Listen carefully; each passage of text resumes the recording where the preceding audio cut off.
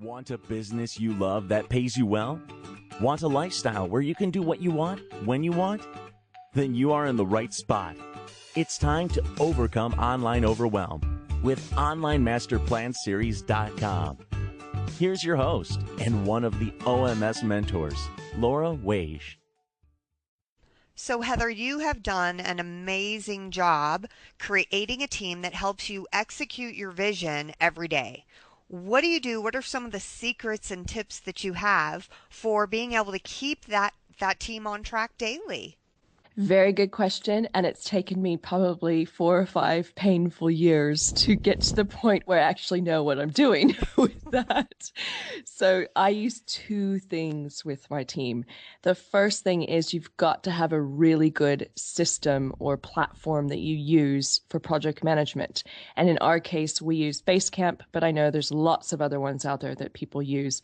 And a project management system is essentially something that has milestones, to-dos. You can include trainings, all sorts of tasks. So you have different projects and there's a lot of clarity on who's doing what. So you're assigning tasks and milestones and roles to people, but also follow through and follow up. So everybody assigned to that project can log in, have a look at what's going on, see where everybody on the team is up to, and continue to see the history of the work as well. So it's very important that you have a system in place where your team can actually work together towards accomplishing something. And number 2 is you've got to have that, I call it the face-to-face time. In our case, we're virtual, so we have the Skype to Skype time where we're on the calls. And that's really important. Not only do we have a weekly team call, so we bring our entire team in, and we have a once-a-week call where we go around the table, so to speak, and we have each of us talk about where we're at with our projects and sort of struggles or things we need help with. But then we also have recently implemented a individual team call as well. So we also check in one-on-one with our team throughout the week. Yeah, it's such an important point that you bring up because I think a lot of times, and I know I've seen this when I consult with businesses, and I know you have as well, a lot of times people think that when they hire somebody virtually that does not work physically in the same environment as them, they think that because you don't see them every day, that you don't need to necessarily have interaction with them every day. And I think the people that I see that have failure with delegation, it's usually because there was not enough communication to keep it going strong. And with that lack of communication, the breakdowns happen quickly. So it's so wonderful to hear how you guys approach it, both with your weekly calls where everybody gets to hear, and then the one-on-ones to keep individual performance on track. It's such a good point that you made. And I think that the thing is, especially with delegation, and if you are doing the virtual thing, you're generally working with people in different parts of the world, and you have cultural differences, time differences, and just the fact that you've never met that person face to face, you don't really know how confident they are with what they're doing for you. So a lot of times they'll take things on and not ask good enough questions. So I think it's your job as the manager or the owner of your business to really find out what they're confident with, but then constantly be saying, how can I help you? What can I do to make this easier for you? And you can't really ask those questions in a team environment or on email. It's got to be done where you can hear their answers voice to voice. Yeah, absolutely. And what you touch on in terms of the cultural piece is so important because a lot of times we are outsourcing to, the Philippines, Asia, different places, and they really want to please you. So a lot of times they don't say no. They're so excited to please you, but that does not necessarily mean that they have the experience to execute what you're asking them to do.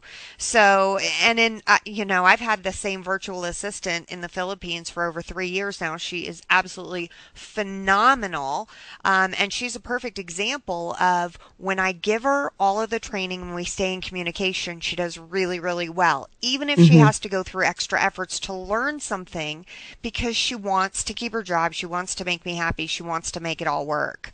So I think it is important to stay close to those cultural differences and make sure that you feed them in a healthy way instead of, not understanding them and causing yourself harm when you didn't even mean to. And a quick question with how you work with her. Do you expect her to know what to do every time, or is it something where you put together the plan and, train her on each task along the way? Yeah, it's a great question. I personally train her on each task along Yeah. the way. So I use Jing or Screener. It just depends. If it needs to be longer, I use Camtasia. But I create videos. I train her with videos. She's got a set of weekly assignments, weekly tasks that never change. It's the things like, every day there's certain things that she does for me that are never different. And Mm. then I give her assignments. You guys use Basecamp. I actually use Wunderlist, which Hmm. I love. It's way more simplistic. I don't have as many team members as I manage through that. I only have 2 additional. Mm-hmm. So it is a really, really easy way. Same sort of thing as Basecamp, where you can add an assignment, you can have notes, you can track it back and forth, attach any attachments that you want. But yeah, I do it the same way, and it's really.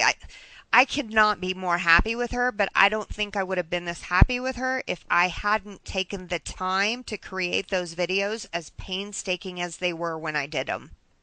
And that's exactly the main point I want to leave everybody with is take ownership. It really is up to you to set up the whole system, to set up the training, to set up the task, how you want it done. The worst thing you can do is go out and just hope that your team is going to come on board and just do everything and know exactly what to do. It does fall back to you as the owner of your business. That's it for this episode. Don't let your next promising idea stop dead in its tracks because your overwhelm gets in the way. You need our free tips. Head on over to overcomeonlineoverwhelm.com now.